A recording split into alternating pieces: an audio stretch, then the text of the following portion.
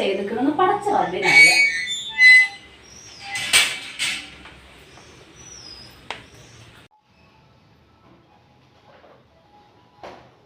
പറഞ്ഞ പോലെ തന്നെ എന്താ ഉമ്മ ഇവിടെ കാണിച്ചു വെച്ചിരിക്കുന്നത്? രാവിലെ ഞാൻ എങ്ങനെ വൃത്തിയാക്കിയിട്ട് പോയതാണ്. എനിക്ക് വയ്യ, മടുത്തു. ഓഫീസ് കഴിഞ്ഞ് കുറച്ച് നേരം റെസ്റ്റ് എടുക്കാൻ വേണ്ടിയിട്ടാണ് ഈ വരുന്നത്. അപ്പൊ ഇങ്ങനെയൊക്കെ കാട്ടിക്കുട്ടി ഇതൊക്കെ ആര് വൃത്തിയാക്കുമെന്ന് വെച്ചിട്ടാ എത്ര പറഞ്ഞാലും കേൾക്കില്ല. പക്ഷെ വയ്യ. വേണിച്ചിട്ടല്ലല്ലോ മോളെ, മൂത്രം പോണതൊന്നും ഒന്നും അറിയണില്ല.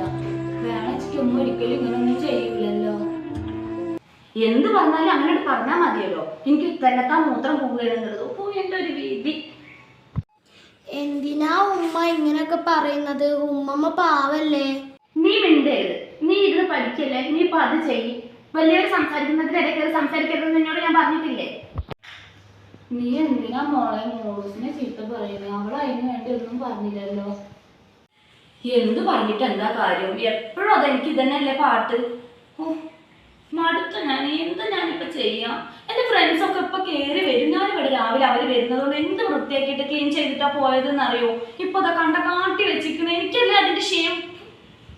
ഞാൻ കാരണം മോൾക്ക് ഒരുപാട് ബുദ്ധിമുട്ടുണ്ടല്ലേ. മൂത്രം പോണത് ശരിക്കും ഞാൻ അറിയാനിട്ടാണ്. വേണച്ചിട്ട് ഞാൻ ഇങ്ങനെ ഒന്നും ചെയ്യൂലല്ലോ. എന്തായാലും വേണ്ടില്ല.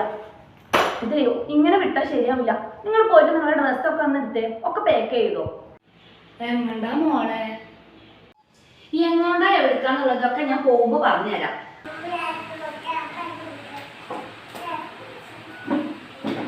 നീ വരണ്ട, ഞാൻ ഉമ്മമാനോടാ പറഞ്ഞിട്ടുള്ളത്. നീ അവിടെ ഇരുന്നാ മതി. എങ്ങണ്ടാ മോളെ? മോനെ കൊണ്ടുപോകുന്നത് അതൊന്ന് പറഞ്ഞൂടെ? നിങ്ങൾക്കത് പറഞ്ഞാൽ മനസ്സിലാവില്ലേ? പോയി ഡ്രസ്സ് ചേഞ്ച് ചെയ്യാനാ പറഞ്ഞത്. പറഞ്ഞാലേ നിങ്ങൾ വരുള്ളൂ എന്ന് പറയാം. ഞാൻ ഈ വൃദ്ധസദനത്തിൽ കൊണ്ടാക്കിയത് നിങ്ങളെ. മാസം മാസം ഞാൻ നിങ്ങൾക്ക് ചെലവിനുള്ള പൈസ ഞാൻ അങ്ങോട്ട് അയച്ചു തരാം. അങ്ങനെയൊന്നും പറയല്ലോ ഉമ്മ, എനിക്ക് ഉമ്മമാനെ വേണം. നീ എന്തിനാ മോളെ ഉമ്മമാനെ നോക്കി കരയാൻ നിൽക്കുന്നത്?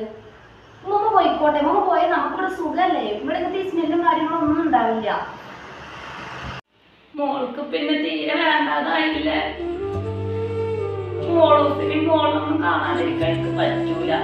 എനിക്ക് നിങ്ങളല്ലേ ഉള്ളൂ, വേറെ ആരുമില്ലല്ലോ. ഉമ്മ നിങ്ങൾ എന്ത് പറഞ്ഞിട്ടും കാര്യമില്ല. സംഭവം എനിക്ക് വിഷമമൊക്കെ ഉണ്ട്. പക്ഷെ എനിക്ക് ഓഫീസും വീടും കാര്യങ്ങളും എല്ലാം കൂടി നോക്കി നടത്താൻ പറ്റുന്നില്ല. നിങ്ങൾക്ക് അവിടെ ആവുമ്പോൾ നിങ്ങൾക്ക് സേഫ് ആണ്. ഒരുപാട് ആളുകൾ ഉണ്ടാവും നിങ്ങളെ പരിചരിക്കാനൊക്കെ. അതിനുള്ള ക്യാഷ് ഞാൻ അയച്ചു തരാമെന്ന് പറഞ്ഞില്ലേ? ഉമ്മ എപ്പോഴും പറയാറില്ലേ ഉമ്മ എന്നെ ഒരുപാട് കഷ്ടപ്പെട്ടിട്ടാണ് നോക്കാറെന്ന്. അതുപോലെ ഉമ്മമ്മയും ഉമ്മാനെ ഒരുപാട് കഷ്ടപ്പെട്ടിട്ടല്ലേ ഇത്ര കാലം നോക്കി വളർത്തിയത്.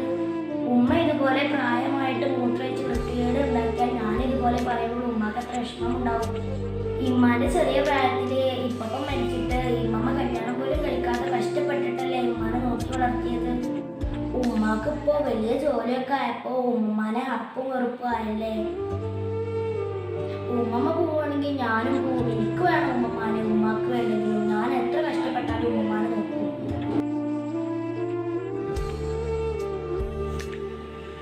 എന്നോട് ക്ഷമിക്കുമ്മ.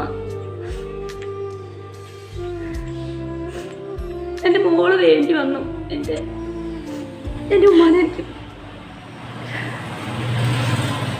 ഇനി ഉമ്മാനെ ഞാൻ ഒരിക്കലും വേദനിപ്പിക്കില്ല. ഞാൻ പറഞ്ഞതിലൊക്കെ എന്നോട് ക്ഷമിച്ചു. ഉമ്മാനെ ഞാൻ എവിടെയും കളയില്ല. ഉമ്മ എൻ്റെ കൂടെ തന്നെ വേണം, എൻ്റെ മോളുടെ ഉമ്മമായിട്ട്. സാരില്ല മോളെ, ഉമ്മാക്കിപ്പോൾ വിഷമമൊന്നുമില്ല. ഇന്നല്ലെങ്കിൽ നാളെ എല്ലാം ശരിയാവും എന്ന് എൻ്റെ മനസ്സ് പറഞ്ഞിരുന്നു.